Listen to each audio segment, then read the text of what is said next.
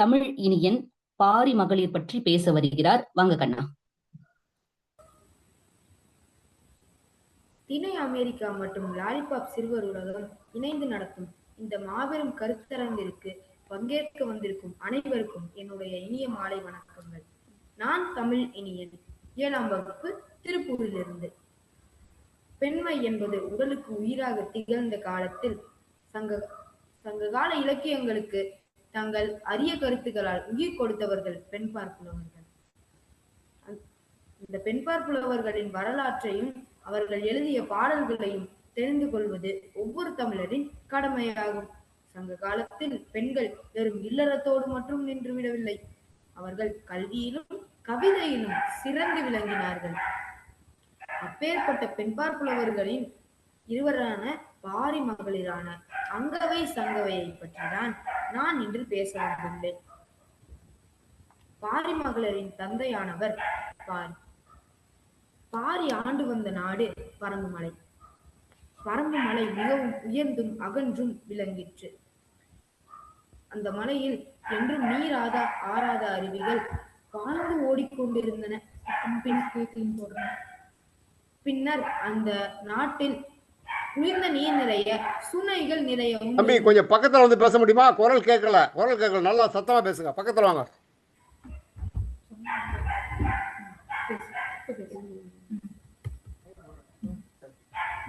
சத்தமா பேசு கண்ணா. அதனால் என்றும் நீர் ஆறாத அருவிகள் அந்த மலையில் பாய்ந்து ஓடிக்கொண்டிருந்தன. பின்னர் அம்மலையில் குளிர்ந்த நீர் நிறைய, சுனைகள் நிறையவும் இருந்தன. பின்னர் வள்ளி போன்ற கிழங்கு வகைகளும், நெல் போன்ற உணவு வகைகளும், இனிய தேன் வகைகளும் அங்கு நிறைய கிடைக்கும். அப்பேற்பட்ட எல்லா விஷயங்களிலும் சிறந்த அந்த பரம்பு மலையை சூழ 300 ஊர்கள் இருந்தன. 300 ஊர்களுக்கும் அந்த நாட்டின் பெயரான பரம்பு என்பதே பெயராக அமைந்தது. அந்த நாட்டை ஆண்டு வந்தான் பாரி எனும் பெரும் வீரன். பாரி பெரிய கொடைவள்ளல். அவரின் ஆருயிர் நண்பனானவர் கபிலர் எனும் முதுபெரும் புலவர். பாரியின் புகழ் எங்கும் பரவியது. ஏனால் அவர் தன்னை நாடி வந்தவர்களுக்கு இல்லை என்று கூறாமல் அள்ளி அள்ளி கொடுப்பார். அவர்களுக்கு புலவர்களையும் பாணர்களையும் பிடிக்கும். அவர்கள் கேட்டவுடனே என்னவாக இருந்தாலும் கொடுத்து விடுவார். அதனால் அவரின் புகழ் 8 திக்கும் பரவியிருந்தது. அதனால் மூவேந்தர்களான சேரன், சோழன், பாண்டியன் அவர்கள் மீது பகை கொண்டனர். அவன் மீது போர் தொடுத்தனர். அவனை போரால் வெல்ல முடியவில்லை என்பதால் பாரியை வஞ்சனையால் கொன்றனர். பின்னர் தன்னுடைய நாட்டையும் தன்னுடைய தந்தையும் இழந்த அந்த 2 மகளிரையும் பாரியின் நண்பரான கபிலர் அழைத்துச் சென்றார். ஒரு இல்லத்தில் தங்க வைத்தார். அப்பொழுது உப்பு வண்டிகள் வரிசையாக சென்று கொண்டிருந்தன. அப்போது செல்லும் போது அந்த வீட்டிலேயே உயரமான இடம் குப்பை மேலாக இருந்தது. அதன் மீது ஏறி அந்த உப்பு வண்டிகளை ஒவ்வொன்றாக எண்ணி அதை பேசி சிரித்து கொண்டிருந்தனர் அம்மகளிர். அதை பார்த்த கபிலர் அன்று குன்றேறி நின்று தன்னுடைய தந்தையை அழிக்க வந்த அந்த குதிரைப்படையை எண்ணி பேசி சிரித்து கொண்டிருந்த மகளிர் இப்போது தந்தையையும் இழந்து தன்னுடைய நாட்டையும் இழந்து குப்பை மேலேறி உப்பு வண்டிகளை எண்ணிக்கொண்டிருக்கிறார்கள் என்று அவர்களுடைய நிலையை எண்ணி அவர் மிகவும் வருந்தினார். அதற்காக அவர் கண் கலங்கினார். அப்பொழுதுதான் கபிலர் கவனித்தார், அந்த மகளிரும் அழுது கொண்டிருந்தனர். பின்னர் அவர்கள் அழுது கொண்டே ஒரு பாடலை பாடினார்கள்.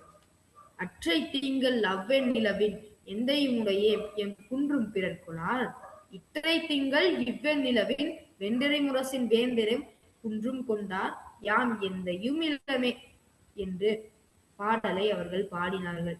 அதை பார்த்த கபிலர், நாமும் அழுது கொண்டிருந்தால் அவர்களை யார் தேற்றுவார்கள் என்று நினைத்து கொண்டு தாமும் தேறினார், மகளிரையும் தேற்றினார். அந்த இருவரும் மனப்பருவம் எய்திய இளம் மங்கையர். அவர்கள் இருவருக்கும் மனம் செய்து வைப்பது தன்னுடைய கடனே என்று அவர் நினைத்துக் கொண்டார். அதனால் அவர் சிற்றரசர்களிடமெல்லாம் சென்று, அரசே, இவ்விரு மகளிரும் பாரியின் மகளிர்கள். பாரியை பற்றி உங்களுக்கு தெரியும். தன்னை தேடி வந்த புலவருக்கே தன்னுடைய 300 ஊர்களையும் பரிசாக கொடுத்தவர் பாரி. அப்பேற்பட்ட பாரியின் மகளிர்கள் இவர்களை ஏற்று மனம் செய்து கொள்வாயாக என்று அவர் கேட்டார். அப்பொழுது அவர் கேட்கும்போது அவர் சென்ற சிற்றரசர்கள் எல்லோருமே மறுத்தனர். இனிமேல் இந்த மாதிரி அரண்மனையை அலைந்து திரிவது நமக்கு மானக்கேடு என்று நினைத்து கொண்டு பார்ப்பார் சிலரிடத்தே சென்று கேட்டார். அப்பொழுது அந்த வம்சத்தை சேர்ந்த ஒருவர் அந்த நாட்டை ஆண்டு கொண்டிருந்தார். அவர்களிடம் சென்று வேண்டினார். அப்பொழுது அந்த சிற்றரசர் இவர்களை மணந்து கொள்ள ஏற்றுக்கொண்டார். பின்னர் அவர்களின் மனம் சந்தோஷமாக நடந்தது. பின்னர் பாரி மகளிருக்கு மனமானதை பற்றி இன்னொரு வரலாறும் தமிழ்நாட்டில் உண்டு. அதை பற்றியும் நாம் தெரிந்து கொள்வோம். அப்பொழுது கனமழையாக பெய்து கொண்டிருந்தது. ஔவையார் பாரி மகளின் இல்லத்திற்கு வந்து கொண்டிருந்தார். அப்பொழுது அவர் அந்த கனமழையால் நனைவதை பார்த்து கொண்டிருந்த பாரி மகளிர் அங்கு வந்திருப்பது ஔவையார் தான் என்று அறிந்து கொண்டு அவரை உள்ளே அழைத்து அவருடைய துணியை அகற்றி அவருக்கு நன்றாக துணி ஒன்று கொடுத்து பின்னர் அவர்களுக்கு உணவும் அளித்து பேணினார். அப்பொழுது ஔவையார் நினைத்தார், பாரி என்பவர் இன்னாது இறக்கப்படுதல் இறந்தவர் இன்முகம் காணும் அளவு என்று திருவள்ளுவர் சொன்ன அந்த அறிவுரையை மதிக்காமல் எல்லோருக்கும் அவர்களுடைய இன்முகத்தை காணும் அளவிற்கு அள்ளி அள்ளி கொடுத்து கொண்டே இருப்பார். அதற்காகத்தான் அந்த மூவேந்தருக்காக அவர் உயிரும் துறந்தார். அதே குணம் அவரின் மகளிர்களிடம் உள்ளன. இந்த இக்கட்டான சூழலிலும் கூட அவர்கள் தமக்கு கொடுத்து உதவுகின்றார்கள். எந்தை நல்கூர்ந்தான் இறப்பார்க்கு ஈந்தென்று மைந்தர்தம் மறப்பரோ பைந்தொடி நின்று பயனுதவி நில்லா அரம்பையின் கீழ் கன்றும் உதவும் கனி என்று நன்னெறியில் இவர்கள் ஔவையாருக்கு உதவியதை பற்றி ஒரு பாடல் உண்டு. பின்னர் ஔவையார் அவர்களுக்கு ஒரு பாடலை பாடினார். அந்த பாடல் பாடி முடித்த பின்னர் அவ்வளவுதான், தன்னுடைய கடன் முடிந்தது என்று அவர் நினைத்துக் கொள்ளவில்லை. இவர்களுக்கு மனம் செய்து வைப்பதும் தன்னுடைய கடனே என்று அவர் நினைத்துக் கொண்டார். இப்பொழுது உங்களுக்கு ஒரு சந்தேகம் வந்திருக்க வேண்டும். கபிலரிடம்தானே பாரி தன்னுடைய மகளிரை கொடுத்தார். பின்னர் அந்த கபிலர் எங்கு சென்றார்? என்னவென்றால், பாரி மகளிரை பார்ப்பாருடைய இல்லத்தில் கபிலர் ஒப்படைத்துவிட்டு தன்னுடைய ஆருயிர் நண்பனான பாரி இறந்ததை தாங்க முடியாமல் அவர் உயிர் துறந்தார் என்றும் கூறுகிறார்கள். பின்னர் ஔவையாரும் சிற்றரசர்களிடம் சென்று வேண்டினார்கள்.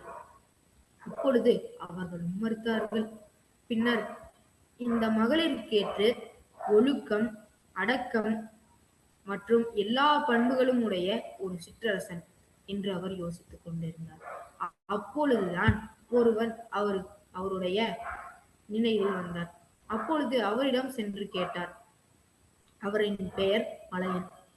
அவரிடம் சென்று கேட்கும் போது அவரும் மறுத்தார். என்னது இது? எனக்கு ஒன்றுமே புரியவில்லை. அரசர்கள் என்றால் ஒரு அழகான இளமங்கையர் இருக்கிறாள் என்று தெரிந்தால் அவர்களை மணந்து கொள்ள துடிப்பார்கள். அப்படி அவர்களுடைய உறவினரும் அவர்களுடைய பெற்றோரும் அதை மறுத்தால் அவர்களுடைய நாட்டின் மீது போர் தொடுத்து அந்த நாட்டையே அழித்து அவர்களை மட்டும் கைப்பற்றி கொண்டு செல்வார்கள்.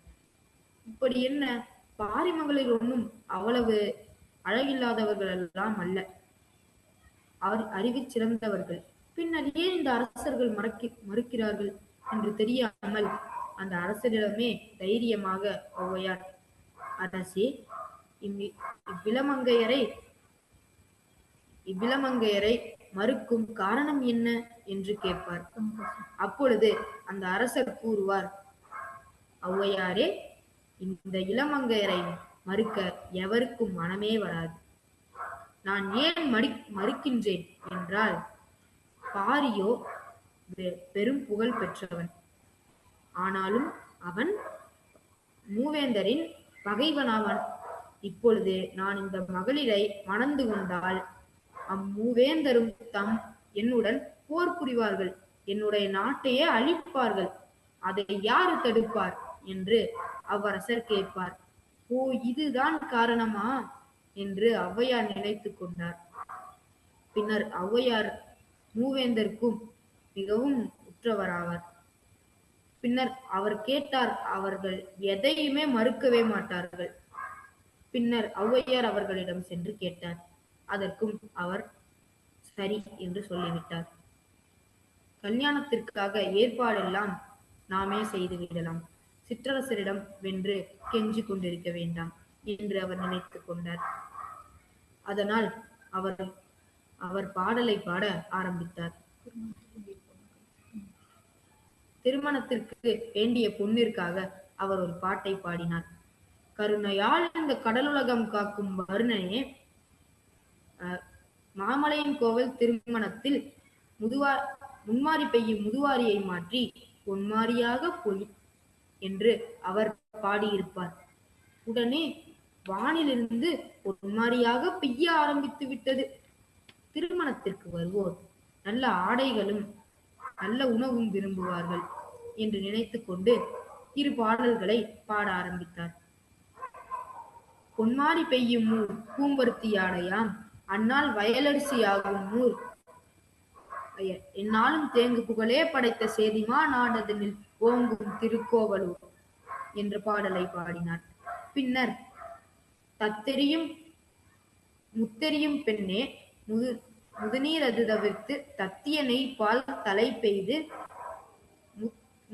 குத்திய செருமலை தெய்வீகன் திருக்கோவலூருக்கு வருமளவும் கொண்டோடிவா என்று பாடுவார். அந்நாட்டில் எல்லா நெற்பயிர்களும் அரிசியாகவே விளைந்தன. பின்னர் எல்லா பருத்தி செடிகளும் ஆடைகளாகவே காய்ந்தன. பின்னர் அடுத்து அந்த நாட்டில் ஓடும் பெண்ணையாறு நீர் ஓடுவதை நிறுத்தி கொண்டு ஒரு பக்கம் பாலாகவும் ஒரு பக்கம் நெய்யாகவும் ஓட ஆரம்பித்து விட்டது. கல்யாணத்திற்காக ஏற்பாடுகள் எல்லாம் முடிந்து விட்டன என்று நினைத்து கொண்டு எல்லா அரசர்களையும் அவர் அழைப்பார். பின்னர் அந்த திருமணமும் நிறைவேறப் போகிறது. அப்பொழுது எல்லோரும் வந்து பாரிமகளிரை வாழ்த்தினார்கள். அப்பொழுது மூவேந்தரிடம், அரசர்களே, நீங்கள் இந்த திருமணத்திற்கு தடையாக இருக்க மாட்டீர்கள். இந்த திருமணம் நடப்பது எங்களுக்கும் விருப்பமே என்று அறிவித்து விட்டால் போதும் என்று ஔவையார் கூறுவார். இந்த திருமணத்தில் ஒரு அற்புதம் நடந்தால் நாங்கள் அதை செய்யாமல் விட மாட்டோம் என்று அவர்கள் கூறுவார்கள். உடனே ஔவையார் கீழே கிடக்கும் ஒரு பனந்துண்டத்தை பார்த்து, திங்கட்குடையுடை சேரனும் சோழனும் பாண்டியனும் மங்கைக்கு அருகில் வந்து நின்றார் மணப்பந்தலிலே, சங்குக்க வெண்குருத்தி இன்று பச்சோலை சலசலத்து அடி கருத்து நுனி சிவந்து பங்குக்கு 3 பழந்தர வேண்டும் பனந்துண்டமே என்ற பாடலை அவர் பாடுவார். உடனே அந்த போன அந்த பனந்துண்டத்தின் உயிர் திரும்பவும் வந்தது. பின்னர் அந்த பனந்துண்டம் பச்சோலையாக மாறி ஓசை எழுப்பியது. பின்னர் நுங்கு கனியாக காய்த்தது. அதை பார்த்து அந்த மூவரசரும் மிகவும் அதிர்ச்சியிலும் வியப்பிலும் ஆழ்ந்தனர். இதற்கப்புறமும் இந்த திருமணத்திற்கு தடையாக இருப்பது தகாது என்று நினைத்து கொண்டு அவர்கள் மணமக்களை வாழ்த்தி அதையும் ஔவையார் கூறியதையும் அறிவித்து விட்டனார்கள். இப்படி இரு வரலாறுகள் உள்ளன. ஔவையாரும் கபிலரும் இணைந்தே பாரிமகளிரின் திருமணத்தை நடத்தினார்கள் என்று ஒரு வரலாறு உண்டு. பார்ப்பாரில் ஒருவரான பார்ப்பார் என்றார் பார்ப்பனார், வேதங்கள் ஓதுபவர், சடங்குகள் செய்பவர். அவர்களின் ஒருத்தருக்கு கபிலர் மனம் செய்து வைத்தார் என்றும் ஒரு வரலாறு உண்டு. இதில் எது உண்மை? பாரிமகளிர் இருவரும் ஒரே அரசரை மணந்து கொண்டார்களா? இல்ல அவர்கள் வெவ்வேறு அரசர்களை மணந்து கொண்டார்களா? இல்லை ஔவையாரும் கபிலரும் இணைந்தே அந்த திருமணத்தை நடத்தினார்களா? இல்லை ஔவையாரும் கபிலரும் ஒவ்வொருத்தையும் திருமணத்திற்கு துணையாக நின்றார்களா என்று எது உண்மை என்று நமக்கு தெரியாது. பின்னர் இந்த பாரி மகளிரின் வாழ்க்கை வெறும் வரலாறு மட்டுமல்ல, அது தமிழக பெண்களின் பெருமை, பண்பாடு, மனவலிமை, தியாகம் ஆகிய பண்புகளின் சின்னமாகும். நாம் எதை இழந்தாலும் நம்முடைய மனித நேயத்தை மட்டும் இழக்கவே கூடாது என்பது நாம் இவர்களுடைய வாழ்க்கையிலிருந்து நாம் தெரிந்து கொள்ளும் ஒரு மிகப்பெரிய பாடம். பின்னர் இந்த வாய்ப்பை அளித்த திணை அமெரிக்கா மற்றும் லாலிபாப் சிறுவர் உலகமுக்கு நன்றி கூறி விடைபெறுகிறேன். நன்றி, வணக்கம்.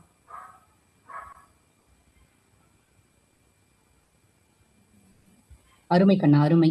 எத்தனை இடையூறுகள் வந்தாலும் தடுமாறாமல், அதை கருத்தில் கொள்ளாமல் உங்கள் பேச்சை தொடர்ந்து பரம்பு நாட்டின் வளத்தை பற்றியும், பாரி மன்னர் பற்றியும், அவர் கபிலரோடு கொண்ட நட்பை பற்றியும், அவரது மகளிர் பற்றியும், அந்த மகளிருக்கான திருமணத்தை பற்றியும், அவர்களுக்கு இருந்த கொடைத்தன்மையை பற்றியும் மிக அழகாக பேசினீர்கள். பெண்பார் புலவர்களின் பெருமையை முதலில் ஒரு ஆண்மகன் பாடியது இந்த நிகழ்வின் பெரும் சிறப்பு. வாழ்த்துக்கள் கண்ணா.